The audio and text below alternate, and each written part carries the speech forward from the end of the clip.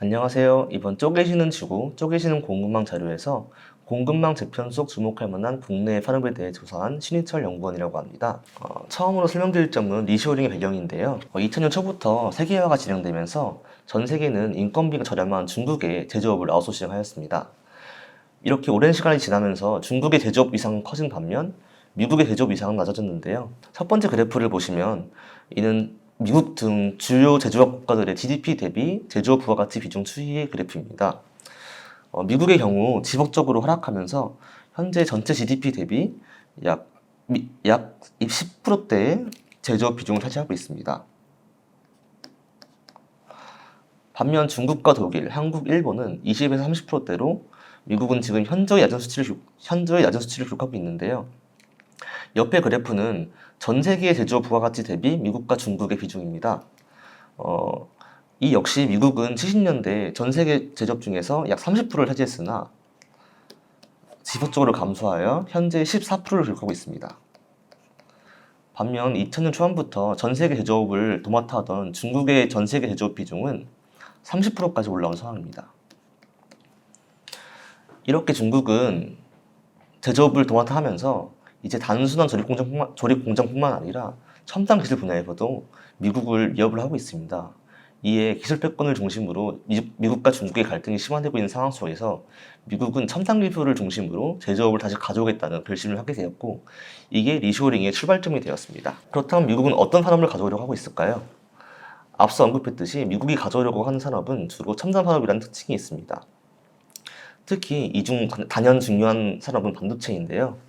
반도체는 저희가 쓰는 휴대폰이나 노트북 같은 전자제품부터 시작해서 AI, 로봇, 전기차와 같은 핵심 산업에도 들어가고, 더 나아가서 최첨단 무기에도 들어가는 필수 중간 재료 중 하나입니다. 이에 반도체 산업은 더 이상 하나의 인더스트리를 넘어서 정치 안보적 영역으로 인식되고 있는데요. 다행히 아직까지 중국은 반도체 산업 내에서는 큰 부각을 나타내지 못하고 있습니다. 첫 번째 그림을 보시면 중국은 반도체, 시스템 반도체나 메모리 반도체는 대만과 한국으로부터 수입을 하고 있습니다. 또한 반도체 장비나 소재 같은 경우는 미국이나 일본, 네덜란드로부터 수입을 하고 있습니다. 이렇게 중국이 반도체 산업 내에서 큰 영향을 발휘하지 못하고 있는 상황 속에서 미국은 리쇼어링을 통해서 반도체 산업 내에서 주도권을 가지려 하고 있습니다. 미국은 반도체 지원법을 발의하여 리쇼어링을 통해 자국 내 반도체 연구 개발뿐만 아니라 생산까지 모든 밸류체인 시스템을 구축하려고 하고 있습니다. 그 다음으로 미국이 가져오려는 산업은 전기차와 2차전지와 신재생 에너지가 있습니다. 반도체 같은 경우는 미국이 큰 주도권을 가지고 있으나 중국에게 밀리고 있는 부분이 있는데요. 이는 바로 2차전지와 신재생 분야입니다. 향후 내연기관 자동차에서 전기차로의 전환은 거대한 흐름인데요. 이에 전기차 시장의 장기적인 성장에 대해서 의심하는 사람들은 별로 없을 겁니다. 반면 전기차 제조에 필수적인 2차전지 산업 내에서 중국은 우월한 지위를 보유하고 있는데요. 첫 번째 그림을 보시면 이는 2022년 기준 글로벌 전기차 배터리 점유율인데요. 중국의 CATL과 BYD는 22년 기준 전 세계의 약 49%의 2차전지를 공급하고 있습니다.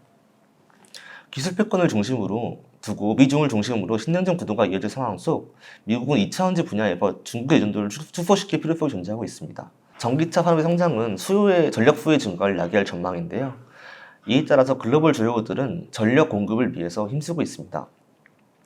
이에 따라 신재생 에너지 산업 역시 장기적으로 성장할 대표 산업으로 주목받고 있는데요. 더욱이 러우 전쟁 당시 러시아가 천연가스를 공급 중단시키면서 유럽이 큰 에너지 경제 위기를 겪었던 점은 더욱 에너지 안보를 부각시켰습니다. 이에 여러 주요국들은 더 이상 화석 연료뿐만 아니라 신재생 에너지를 통해서 에너지를 공급하려고 하고 있는데요. 반면 중국은 신재생 에너지 분야에서도 특히 태양광 분야에서 가독점에 가까운 점유율을 보유하고 있습니다. 중국은 폴리실리콘, 웨이퍼, 태양광 셀, 태양광 모듈, 전 밸류체인 내에서 약 80% 이상의 점유율을 보유하고 있습니다. 아래 22년 그래프를 보시면 중국은 폴리실리콘 내에서 88.2%의 점유율을, 웨이퍼에서는 97%, 태양광판은 85%, 태양광 모듈 내에서는 78%의 점유율을 보유하고 있습니다. 향후 신재생 에너지 비중이 높아질 것으로 전망되는 상황 속에서 미국은 역시 태양광 분야에서도 혹은 신재생 분야에서도 중국의 의존도를 낮출 필요성이 있을 것입니다. 이렇게 미국이 가져오려는 주요 산업은 크게 신재생 에너지, 반도체, 2차원지를 나눌 수 있는데요. 이런 세 가지 상황을 고려했을 때 제가 주목할 만한 산업으로 찝은 것은 산업용 전력기기, 2차원지 태양광, 반도체 소부장, 그리고 로봇 AI입니다. 먼저 미국이 리쇼어링을 하면서 자국 내에 제조업 인프라를 구축하고 있습니다. 이런 환경과 전기차 산업 확대에 따른 전력 수요 증가, 그리고 이에 따른 신재생 에너지 비중 확대는 모두 산업용 전력기기에 공통적으로 수혜를 줄 전망입니다. 실제로 미국의 변압기 수입액은 지속적으로 증가하고 있는데요. 또한 수입 대상국 중 한국의 비중 역시 증가하는 것이 확인되고 있습니다. 첫 번째 그래프를 보시면 한국의 대미 변압기 송전 케이블 수출액은 지속적으로 증가하는 것이 확인되고 있습니다. 또한 미국의 전력기기 수입액 중 한국 수입 비중 역시 계속 높아지고 있는 것이 확인되고 있는데요. 또한 특히 주목할 점은 월별 변압기 수출액 단가가 증가하고 있다는 점입니다. 이는 변압기 시장 내에서 현재 공급자 우위 시장이 이어지고 있다는 것을 반증하고 있는데요. 한국 내 전력기기 주요 기업으로는 LS일렉트릭, 효성중공업, 현대일렉트릭 등이 있는데요. 저는 그 중에서 미국 내 현재 공장을 가지고 있는 효성중공업과 현대일렉트릭이 특히 수혜를 받을 수 있을 것을 보고 있습니다. 납기 전수가 중요하고 운송비가 비싼 변압기 산업 특성을 고려했을 때 현지 내 생산 공장을 보유하고 있는 두 기업이 특히 수혜를 받을 수 있을 것을 보고 있습니다. 그 외 주목할 만한 기업으로는 시가총액은 낮지만 소형 변압기 제조를 두 사업을 영위하는 재룡전기가 있습니다. 재룡전기의 2분기 영업이익률은 약 40%대로 매우 높으며 FI1 PER 기준으로도 밸류에이션 역시 10배 초반으로 최근 주가가 많이 올랐음에도 불구하고 밸류에이션 부담이 낮은 상황입니다. 그 다음으로 주목할 만한 산업은 2차원지와 태양광인데요. 앞서 언급했듯이 전 세계 2차원지 점유율 중 중국은 약 49%를 보유하고 있습니다. 그러나 그 다음으로 한국의 LG 에너지솔루션과 삼성 SDI가 글로벌 2차원지 점유율의 약 30%를 차지하고 있습니다. 미국이 2차원지 산업 내에서 중국의 비중을 줄일 거라면 중국을 대체할 대한국가는 우방국인 한국이 될 것으로 보고 있습니다. 특히 2차원지 산업 내에서 중요한 점은 미국이 인플레이션 감축법과 AMPC 세액공제 정책을 통해서 중국을 포함한 우리 국가의 배터리 부품, 소재가 사용되지 않고 미국 내에서 제조한 2차원지에 대해서 보조금을 지급하고 있다는 점인데요. 이에 현지 내 공장을 소유하고 있는 국내 LG 에너지 솔루션이 특히 주목할 만한 산업으로 보고 있습니다. LG 에너지 솔루션은 이미 오하이오주에 GM과 합작하여 배터리 공장을 소유하고 있습니다. 또한 향후 미시간주와 테네시주에 추가적으로 2차원지 생산 공장이 완공될 것으로 보아 미국 내 캐파가 늘어 보조금 수혜가 더욱 증가할 것으로 판단되고 있습니다. 태양광 산업 역시 AMPC 세액공제 산업이라는 점에서 미국 내 생산시설을 보유하고 있다는 점이 중요한데요. 이 조건에 부합한 기업은 국내 하나솔루션이 있습니다. 국내 하나솔루션은 첫 번째 그래프를 보시면 이미 미국 내 주택용, 산업용 태양광 시장 점유율 1등을 기록하고 있습니다. 각각 35%와 35.3%를 기록하고 있는데요. 이렇게 미국 시장을 선점하고 있다는 점에서 긍정적입니다. 또한 이미 미국 내 조지아주에 달튼 공장을 소유하고 있으며 향후 24년 카턴스빌 공장이 준공될 예정으로 태양광 복합 생산단지인 솔라허브를 구축할 예정입니다. 솔라허브 완공 이후에는 과거 달튼 공장에서는 태양광 패널만 대조하면서 이 패널 내에서만 보조금을 받았다면 향후 카턴스빌 공장 내에서는 인곳, 웨이퍼, 셀, 모듈 전 단계에서 세액공제 단계를 받아서 더욱 보조금 수혜가 높아질 것으로 판단되고 있습니다. 그 다음으로 주목할 만한 산업은 반도체와 반도체 소부장 산업인데요. 반도체 산업은 미국이 특히 리쇼어링 과정에서 중점을 두고 있다는 점에서 글로벌 반도체 및 소부장 기업들에 대한 모니터링은 필수적입니다. 특히 미국이 반도체 지원법을 발의하여 미국 내 반도체 생산 공정들이 증가하고 있다는 점은 글로벌 반도체 소재 및 장비에 대한 수요 증가를 이끌 것으로 보고 있습니다.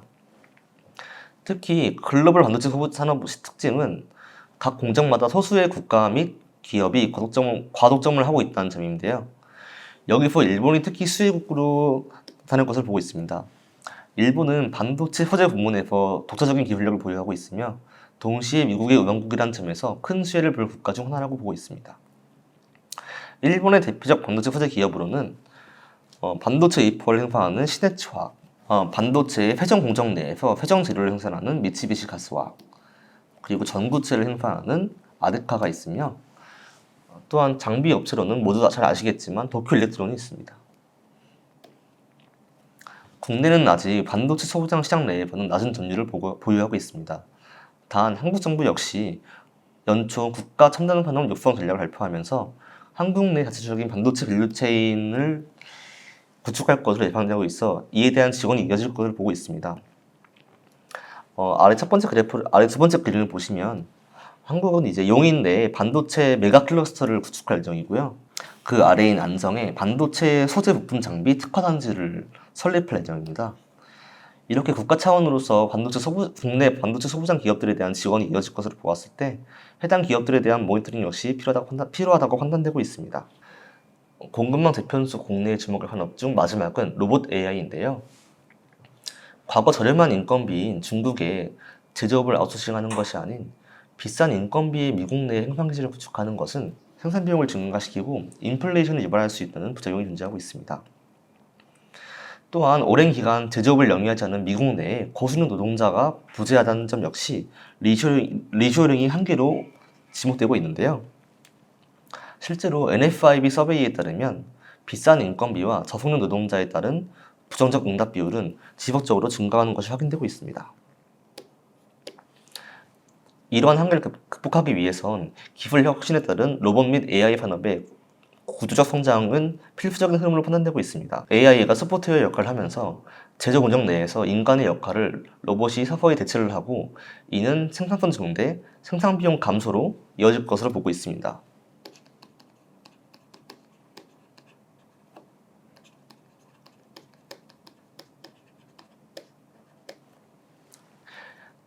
특히 로봇 산업 내에서 역시 일본은 대표적 수혜 국가로 판단되고 있습니다.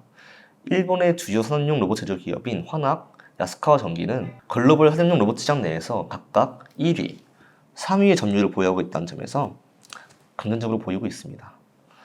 이상으로 이번 쪼개지는 지구, 쪼개지는 공급망 자료에서 파트 2인 공급망 재편 속 주목해야 할 만한 국내의 반업을 마치도록 하겠습니다. 감사합니다.